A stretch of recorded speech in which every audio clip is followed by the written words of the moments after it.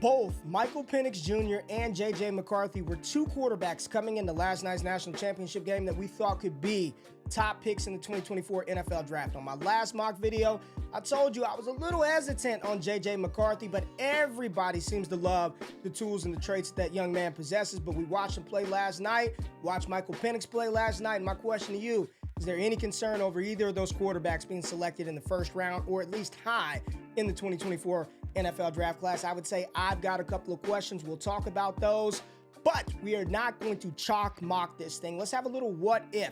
Talk about some different scenarios that could potentially play out in April. I'm glad you're here. Glad you tapped in. Let's have some fun. Let's get it. Okay, let's get it. Bitch, let's get it. Woo!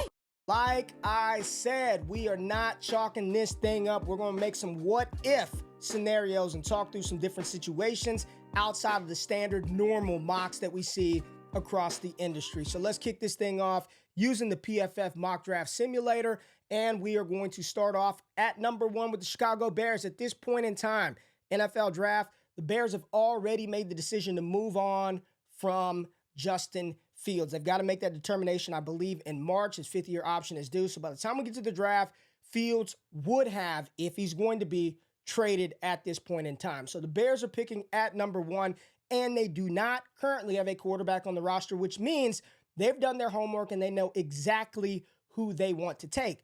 At number 2, the Washington Commanders. For those of you who don't know, their stadium is awful. My peoples live out there in D.C., Maryland area. The stadium is awful. They've needed a new stadium for a long time. You've got a new ownership group and Joe Harris coming in, and he's making decisions, bringing in Golden State Warriors executive Bob Myers, Rick Spielman, the former GM for the Minnesota Vikings, to aid and assist in their head coaching hiring candidacy.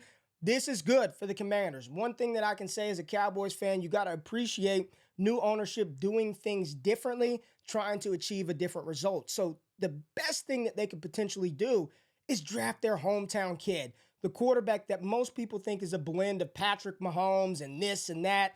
It's Caleb Williams. And no, I don't believe he's Patrick Mahomes, but I do think for the hometown Washington Commanders to keep Caleb Williams or bring Caleb back home would be an outstanding job by this franchise. So let's say for the sake of this mock, what if the Bears just trade down one spot with the Washington Commanders? So let's make that happen. Washington's got to give up a 2. They got to give up a future. I don't know what they got to do to move up a spot where they're giving up a future second and third round pick in order to make that happen, a future first to get Caleb Williams. Let's go a first and a third, and the Chicago Bears are going to kick back their pick, of course, the 101 overall, and they give the Washington Commanders a 4th and a 6th. I have no clue. Let's just make it a fair swap, 3 for 3, forced to trade. It's accepted. The Commanders, they have their quarterback of the future in Caleb Williams, and I think this is an outstanding pick, a home run move for not only the Washington Commanders, but what Ryan Poles has been able to do since taking over as the GM for the Bears. He's already traded this pick, the one pick, one time already. He does it again. He's at 2. They've done their due diligence. They feel comfortable with the quarterback out of North Carolina, Drake May. They select Drake May at number 2 overall to rebuild this franchise with May, with DJ Moore, with their weapons that they have on the defense, which is a very, very good Chicago Bears defense, and they acquire more capital along the way. Let's have some talking conversation right here about the New England Patriots and what the hell do they do? And by all accounts, we know that they need a new quarterback.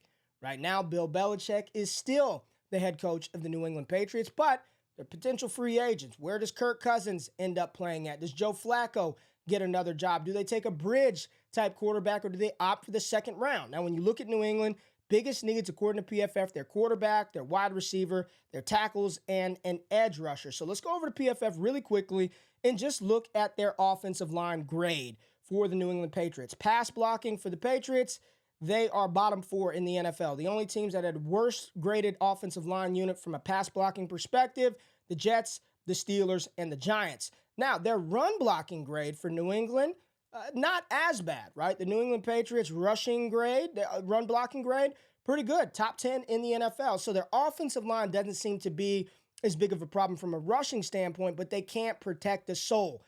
Doesn't matter who you have back there, they're not going to be able to protect. So let's go back to the mock and think about this for a second. The chalk play is to take Jaden Daniels right here, the quarterback out of LSU at number 3. But New England is a little different. And maybe they view a player like Bo Nix that they can get in the second round as equal value as Jaden Daniels. So for the purposes of this mock, what if the New England Patriots at number 3 overall, which again, I would not do, but let's talk through different scenarios and how this draft looks much different if these things take place. What if New England passes on quarterback? They pass on quarterback. You've got Marvin Harrison Jr. and Joe Alt sitting there for you, number 2 overall player, number 1 overall tackle, according to PFF. And let's just remember the needs for the New England Patriots. They need a quarterback, they need a receiver, and they need a tackle. They cannot roll into next season with Bailey Zappi or Mac Jones. It will not happen.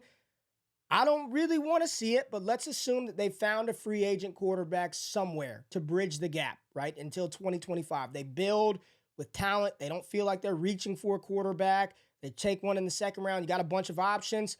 They take the best player available in Marvin Harrison Jr., number 3 overall, goes to the New England Patriots, which leaves Arizona in a very, very interesting spot here at number 4. Every single mock that we've looked at, that we reviewed, the Arizona Cardinals have selected Marvin Harrison Jr., but in this scenario, if Marv comes off the board before Arizona, what do they do? Do they trade back? Do they move down? Do they what do they do? Do they stay here and take this pick? I wasn't even planning on this happening, but they did draft Paris Johnson in the first round last year, tackle out of Ohio State, who's looked really good for them. I think at this point in time, Arizona's like, shit, we got Michael Wilson, we've got Trey McBride, we've got to add another pass catcher. That pushes Malik Neighbors up the board a little bit opposed to where he was going in some of the other mocks. Malik Neighbors comes off the board at number 4 overall. So you've got 2 quarterbacks, 2 wide receivers off the board. They can use O-line help. Joe Alt could have been an option for him, but they've got to find some pass catchers for Kyler Murray. The Los Angeles Chargers on the clock, and you see they need a little bit of everything. So let's go to their offensive ranking, and I just want to look at their pass blocking grade for the LA Chargers this season. And pass blocking, they were 20th. Not bad in pass blocking. Run blocking grade, according to PFF, dead last. So there are some issues up front for the Chargers big time. You go to their offensive line rankings, PFF, let's see where they had the Chargers O-line ranked going into week 18.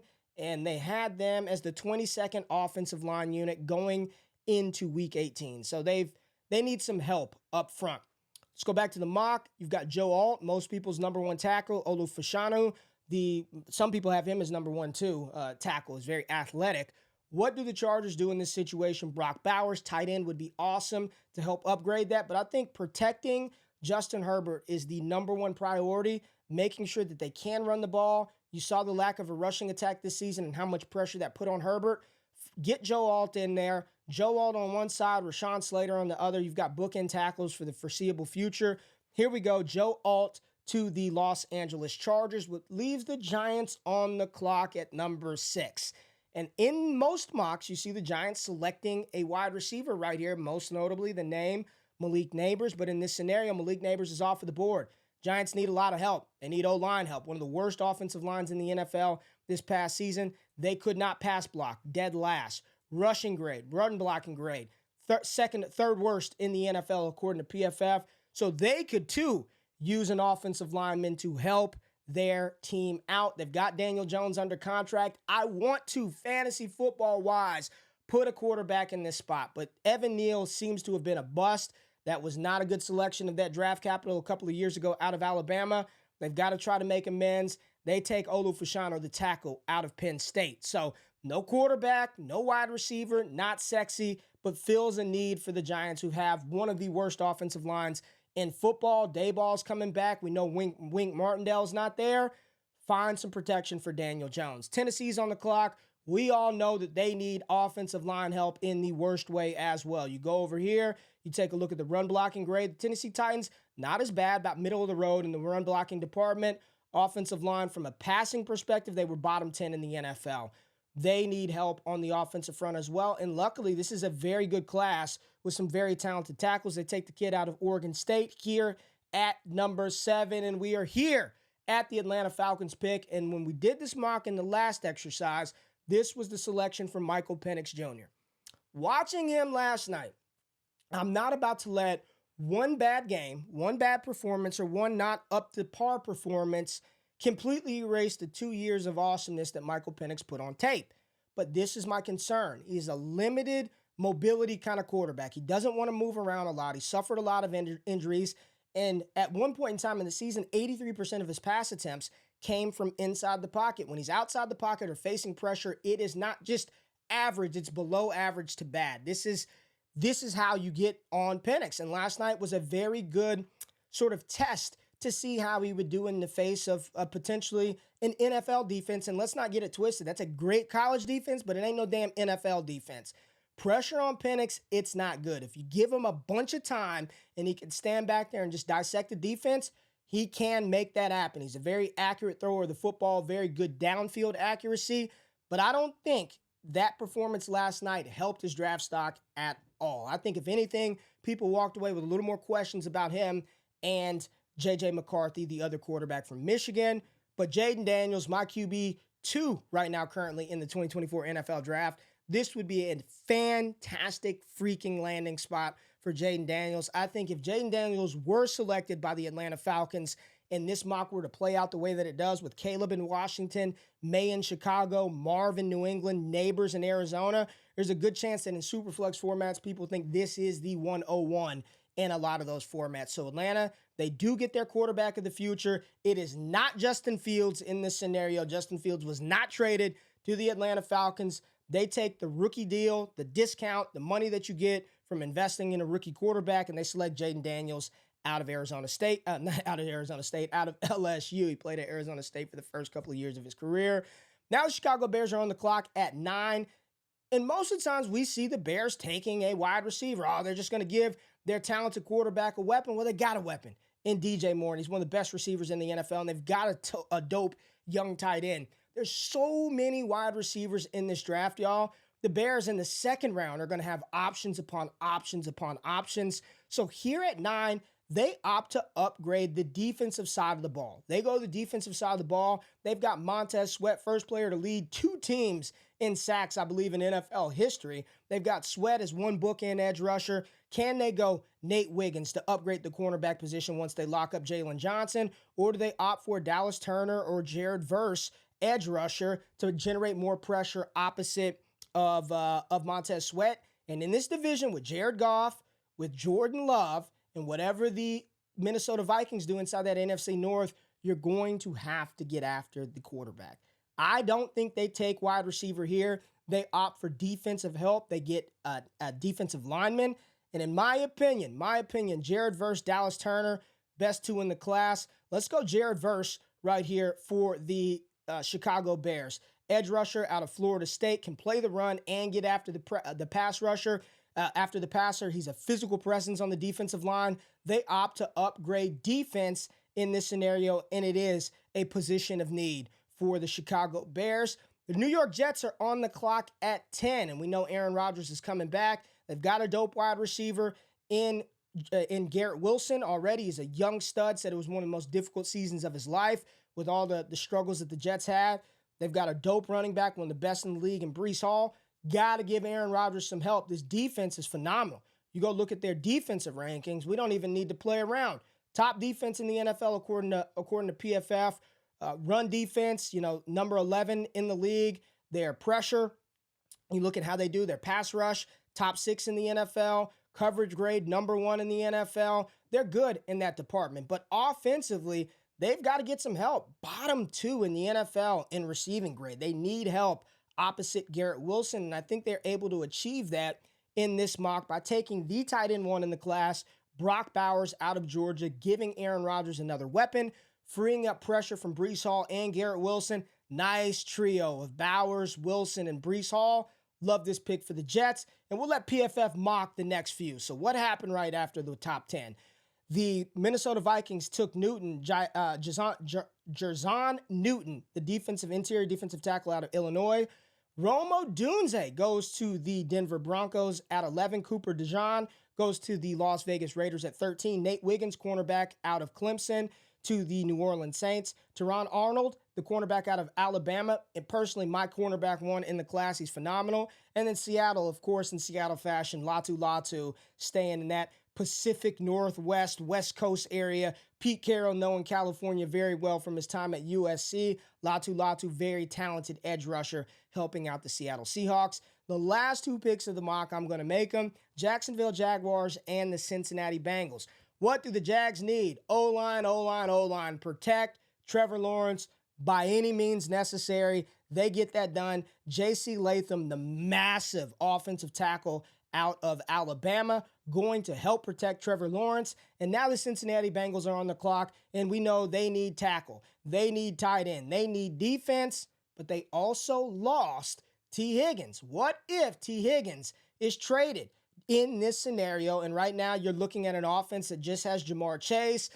Tight ends, not really consequential. They're okay. They get the job done, but they don't threaten you. But looking at the board right now, Brock Bowers isn't here. Would love to see Brock Bowers with Joe Burrow. You've got Jatavian Sanders, the stud out of Texas, who I believe will be a first-round pick.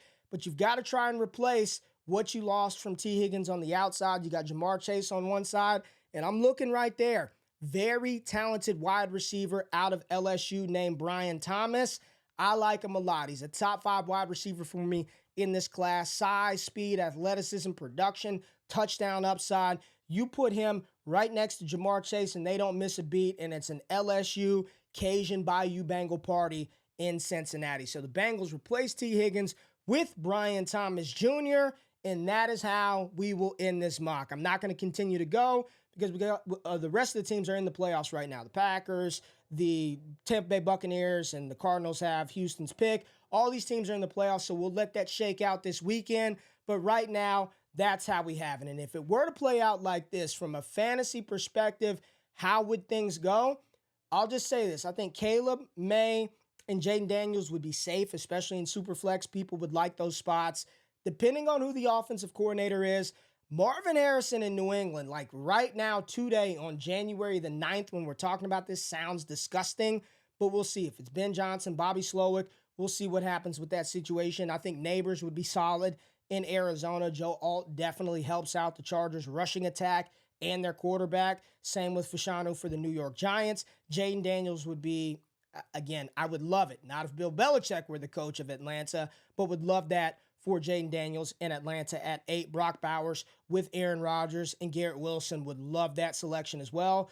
Odunze in Denver, I don't know. He's got to be better than Jerry Jeudy and Cortland Sutton. So Odunze in Denver, I'm not sure about that pick, but I'd be signed up for it for rookie draft purposes. And then you got Brian Thomas Jr., the stud wide receiver out of LSU, being paired up. Did not play with Joe Burrow, but paired up with his LSU alum and LSU friend, Joe Burrow. There it is. We're not going to chalk it. We're going to do a little what if on these. The mock were to play out this way, and how would we react for fantasy football? I appreciate you tapping in to the show, to this episode. If you enjoyed the exercise, if you enjoyed the mock, hit the thumbs up button, like the content, subscribe to the channel. We got a bunch of dope stuff. Rookie profiles dropping on the channel this week. Malik Neighbors up first, dropping on Friday. Check out all the dope content on the website. Check out the podcast radio feed. And one more time, subscribe, thumbs up button. Let's have some fun while we vibe out, baby. Let's go.